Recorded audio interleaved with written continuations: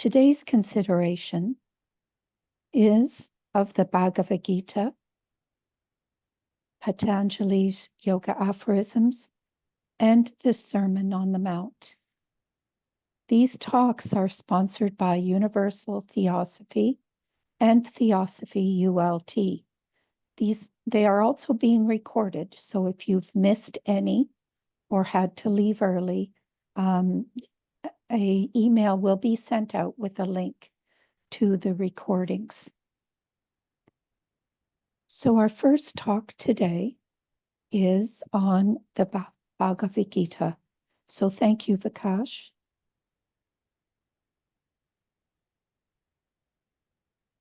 Thank you, and namaste and welcome all. As mentioned, today's talk is on the topic of Bhagavad Gita. So Bhagavad Gita, being a very famous book, I assume that most of us are aware of the same. However, in this short talk of 25 minutes, we will try to understand and comprehend some lesser known interesting facts and ideas about Bhagavad Gita. But before we start, let's try to understand the landscape of the ancient Hindu scriptures. They are broadly divided into two main categories, the śruti and the smṛtis. Śruti means which is on the left, that which is heard. It is believed that these were revealed to the rishis. The rishis, the Vedic sages, they are defined in Sanskrit as Rishaya Mantra Drishtara, which means they are who, in their high state of meditation, received these Vedas. And smṛtis is that which is based on memory, remembered, passed on from generation to generation. Now, we have under the category of Shrutis, 4 Vedas, Rig, Yajur, Sam, and Athar. Most of you must be knowing of this. These are further divided into Karma and Jnana Kanda. There are 2 other categories, which are further divided into the Samhitas, Brahmanas, Aranyakas, and the Upanishads. And then these Upanishads, which you see at the bottom left here, they are the core, the spiritual essence of realization of the rishis who have shared these with humanity for the benefit of all. Now, Upanishads are the foundation of Vedanta, and Vedanta itself is defined as Vedanta Nama Upanishad Pramana, which means the source of knowledge called Vedanta is Upanishad. So in a sense, both are same. Then on the right side, we have the smṛtis, under which we have the Up-Vedas, Vedangas, Upangas, Dharma Shastras, Puranas. And then you can see Itihasa here, under which comes the Ramayana and the Mahabharata. As an introduction to the Bhagavad Gita, we need to also understand about the text Mahabharata, in which the Bhagavad Gita occurs. Unless we know something about the Mahabharata's background, we will not be able to fully appreciate the greatness of the teaching of the Bhagavad Gita. The teachings given in Mahabharata are universal and are for all people around the world, irrespective of their faith, religion, race, etc. The word Mahabharata speaks of the life of the history of the Bharata dynasty. Therefore, Maha means great, Bharata the nation. This Mahabharata was originally called Jayaha in Sanskrit, which means victory. Therefore, it is said that the Mahabharata teaches us how to be victorious in life. It is a practical instruction provided for each one of us. The Mahabharata comes under the category of scriptures called the Itihasas, which we just saw. And Itihasas in English means epic. So there are 2 epics. One is Ramayana, the other is the Mahabharata. Mahabharata is immersed in the, or rather I would say it is quite immense and quite vast in its range and scope. It is about 8 times larger than the Greek Iliad and the Odyssey put together. So both these epics, the Ramayana and the Mahabharata, have molded the history, culture, thought process of not only India, but also many other nations around the world. And the other kind of scriptures is Puranas. Pura means old, in fact, very ancient. And Puranas have um the content of Purana consists of the imaginary stories, metaphors, and morals behind it. Now, the word itihasa is made of 3 subwords like iti plus ha plus asa, which means thus indeed it was, which means they are authentic, factual, real facts provided about the past, and there is nothing modified or added to it. They both, Itihasa and Purana, have a purpose, which is to explain the Vedas in a simpler manner, which can be understood by all. Here we have a very famous shloka which says the Itihasa Purana Bhyam Vedam Samupabhramyate, which means that the one must actually study the Itihasa and Puranas in addition to the Vedas. Only then they will be able to get the correct interpretation. In fact, William Cohen Judge has mentioned in his notes to Bhagavad Gita that the Vedas are the disclosed word, while the hidden real meaning needs to be found by us. Also, the Itihasas and Puranas actually provide concrete examples on how to practically live our life. Now,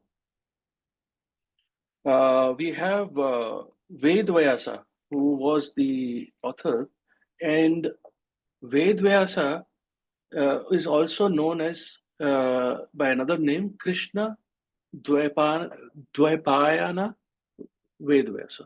The idea is that with respect to every cycle in terms of your manvantric cycle and the planetary cycle and so on and so forth, there is a particular rishi which is designated for this work. Because if we see, it is said that he compiled 4 Vedas. He was the author of Mahabharata. He was the biological great-grandfather of both sides of Mahabharata. That means the Kurus and the Pandavas.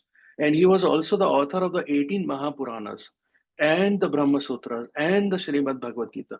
So how is it possible that one person can do so many things in his lifetime? The other meaning of Vyasa is a revealer who explains the mysteries of initiation to the neophyte. And this particular name, which is Krishna Dvaipayana, which is given, is actually connected with regard to his birth on an island. Also, the esoteric knowledge contained in Mahabharata actually exists long before this current Vyasa. So, Vyasa in this context, if you see, is actually a designation, a title of a person. And there have been many Vyasas. They spend their life in learning and recording. And in this context, we can think of the ancient source, that it is the uninterrupted record covering thousands of generations of seers whose respective experiences were made to test and to verify the traditions passed orally by one early race to the another of teachings of higher and exalted beings who watched over the childhood of humanity. Now, in Linga Purana, which is one of the famous Puranas, it is mentioned by another Maharishi, the name Sutta. Sutta means, so Sutta actually, he captured this information in Linga Purana, and he mentioned that in every Dwapara Yuga, which is one of the 4 yugas, is an incarnation of Vyasa who brings down the divine knowledge to humanity. So, if you see the previous cycles, there have been total 28 incarnations of Vyasa Maharishi. And in the Dwapara Yuga, in every Manvantara and every Kalpa. So, in our particular current cycle, it is the last one which you see on the right bottom, which is Krishna Dvaipayana, which is a particular specific name for the Vyasa for our cycle. Now, most of the knowledge provided by Vyasa has been lost, and we have available in public domain a small fraction, but even that is having many blinds. Now, every Vyasa Maharishi has 4 junior disciples and 3 senior disciples, which are not mentioned here. Now, these 4 junior disciples, their role is to promulgate the teachings. In our cycle, it is Rishi Paila, Vaishampayana, Jaimini, and Sumanta, who were responsible for promulgation of the teachings in the Vedas. Now, in chapter 4, Shloka 1, Lord Krishna says that I taught this eternal science of yoga to sun god Vivaswan, who passed it on to Manu, and Manu in turn instructed it to Ishwaku. And in this manner, it was thus handed down through royal rishis. And in ascending 5 levels, we see from Rishi to Maharishi to Raj Rishi to Brahma Rishi to Deva Rishis. So, Dev Rishi being the highest in the hierarchy. This is the snapshot of the family tree of Mahabharata. We will not dive into this deep, but this is just to show you that all the boxes in red, we have Arjuna, who's coming from the Bharata clan. He was the son of the king Pandu. On the left, we have Krishna, who's coming from the Yadu clan. And then on the right, we have Vyasa, who's coming from the sage Vasishta. And Vasishta was a great sage, one of the Sapta Rishis, 7 great rishis. And Vasishta is credited as the chief author of Mandala 7 of the Rig Veda, which is supposed to be very important, and several other occult works. Now, let's look at some interesting facts about Bhagavad Gita. HPB said that there are several keys to the noble poem and that they have been for the time lost to the world. So we can safely assume that there are 7 keys, and perhaps Bhagavad Gita can be interpreted in 7 different ways on 7 planes of consciousness. Adi Shrankacharya, the great teacher, mentioned that the famous Gita Shastra is an epitome of essentials of the holy Vedic teaching, of the whole Vedic teaching. A knowledge of its teachings leads to the realization of all human aspirations. And we know that Bhagavad Gita is actually the essence of the 4 Vedas. And not only 4 Vedas, it is also the essence of 108 Upanishads and 6 Darshanas. Hence, it is said to be the great storehouse of knowledge and contains the essence of all the Vedas. Bhagavad Gita also consists of 700 verses, and it is a part of Mahabharata. That's why it becomes important to understand the context about Mahabharata and how it connects with it. In Mahabharata, you have chapters 23 to 40, which come under the chapter name of Bhishma Parva. That's where the Mahabharata 700 shlokas exist. Now, Bhagavad Gita by Krishna was believed to be heard not only by Arjuna, but also by Hanuman, Sanjaya, Barbaric, who was the son of Ghatotkach, and Gita was originally spoken and written in Sanskrit. And till date, it's translated into approximately 175 languages worldwide. Now, let's look into the numerology of Bhagavad Gita. It's very interesting that Bhagavad Gita has a total of 18 chapters, which are a compilation of 700 verses and shlokas. Out of total 700, Sri Krishna told 574 shlokas, Arjuna told 84, Dhritarashtra mentioned the first one, Sanjaya told 41 shlokas. So if you see 18 chapters, 8 plus 1 is 9, 700 shlokas adds to 7. Krishna, number of shlokas 547 adds to 16:7. Arjuna's total adds to 3, Dhritarashtra 1, and Sanjaya 5. All these numbers 3, 5, 7, and 9 are important. And in this context, we can try to understand the meaning of what each of these characters represent. Mahabharata also has 18 parvas or books or sections. And in a system which comes under this Katapayadi Sankhya, or the Katapayadi numerical system of the ancient Indian system, it maps the Sanskrit letters with numbers. So when you map the name Mahabharata in Sanskrit with the numbers, you get the number 18, 1 and 8, which stands for the letter Jayaha. Jayaha in Sanskrit means victory. That's why Mahabharata is also known as Jayaha. And then comes the significance of number 9. So the battle of Kurukshetra goes for 18 days. And the number of chapters in Gita are also 18. And for any particular ritual sacrifice of bigger level, you need main core 18 people. And in fact, it is also said that the size of Pandava's army was 7 Akshahonis, and those of Kauravas 11 Akshahonis, thus total 18 Akshahonis.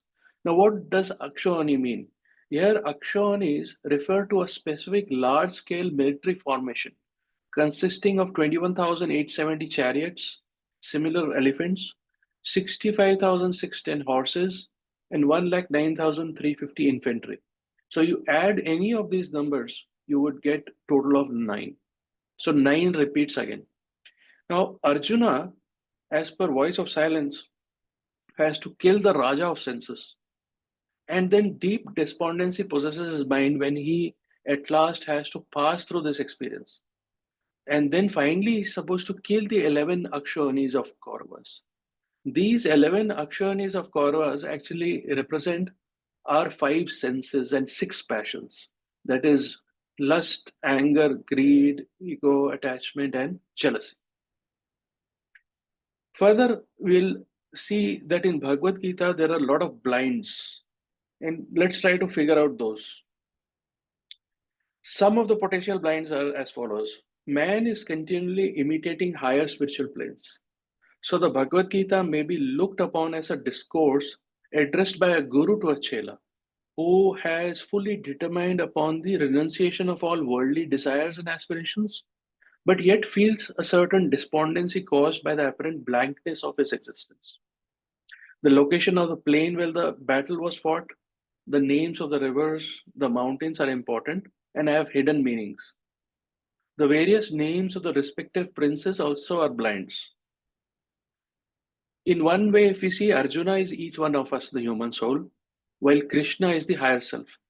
While here Arjuna is also the antaskaranic or anthakaranic bridge, the personal self who has already formed some degree of link with their soul and who is actively engaged in treading the path towards it.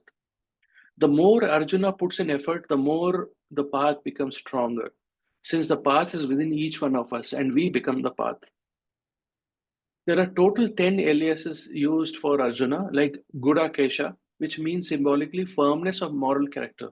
It also means Isha of Guda, that is conqueror of sleep, which is the sleep of tamas.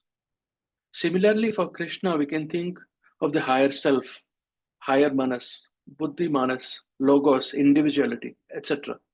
All these names are actually contextual that we must remember, and all have spiritual significance. Only when these are fully understood, we'll have the 7 keys. Further, we can divide the Bhagavad Gita in groups of chapters, a group of 6 chapters, 1 to 6, 7 to 12, 13 to 18. And these can map to the physical, astral, and spiritual levels. One common way is to map the chapter 1 to 6 with Karma Yoga, 7 to 12 with Bhakti, and 13 to 18 with Jnana Yoga.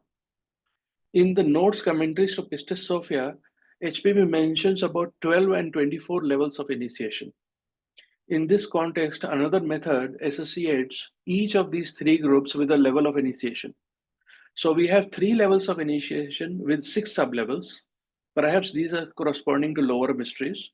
Each chapter maps to a particular phase or aspect of initiation. Else, if we break into groups of 3, we have 6 groups with 3 sub-levels, and then a higher level of 6 corresponding to higher mysteries at a later stage, which makes it 24. When divided into 3 groups of 6, then each group can be also thought of as 6-fold cube, which exists on 7 planes, which makes it into 21 levels. And then we have 3 final levels which are not mentioned. Here again, the three ultimate higher groups or levels corresponding to the higher mysteries, depending how we look at it and how we calculate, are provided by the Guru at a later stage to complete the 24 levels. The 12 levels are mapped to matter aspect and the remaining 12 to spirit aspect, each in turn mapping to the 12 zodiac signs. So this forms the connection between the Bhagavad Gita and the zodiac. Then, interestingly, each shloka in the entire Bhagavad Gita is using a particular chanting meter, which is known as the Anushtup Chandas. And few shlokas are in Trishtup Chandas, which is composed of 11 syllables in each quarter. But in Anushtup Chandas, it is characterized by a total of 32 letters. So there are 4 lines, which each line is known as a pada, and a pada has exactly 8 letters. So we do not count the half letters. So each 8 letters pada or line of a shloka maps to 4 states of consciousness: Jagrat, Swapna, Shushupti, and Turya. In the Vedic tradition, the body, human body, is compared to a musical instrument. Just as the wind blows through most musical instruments to produce melodious tunes, prana flows through our body or our system to create fine tunes that is witnessed through our expression of words, actions, and thoughts. So once our thoughts, speech, and action align with the teachings of Gita, then there will be restoration of complete harmony in ourselves and our lives. As we discussed, Krishna is the 7th principle in man, the Atman, and his gift for or of his sister in marriage to Arjuna typifies the union among the 6th Buddhi and the 5th Manas principle, because Arjuna becomes the 5th principle, and Krishna's sister is the 6th Buddhi. Arjuna actually never wanted Krishna to fight for him, but to only act as his charioteer and to be his friend and counselor. Similarly, we need to fight our own battle, assisted, when once we begin to tread the path by complete surrendering ourselves to the Logos. Now, this map could be another potential meaning, but this is an example. We need to take it with a pinch of salt.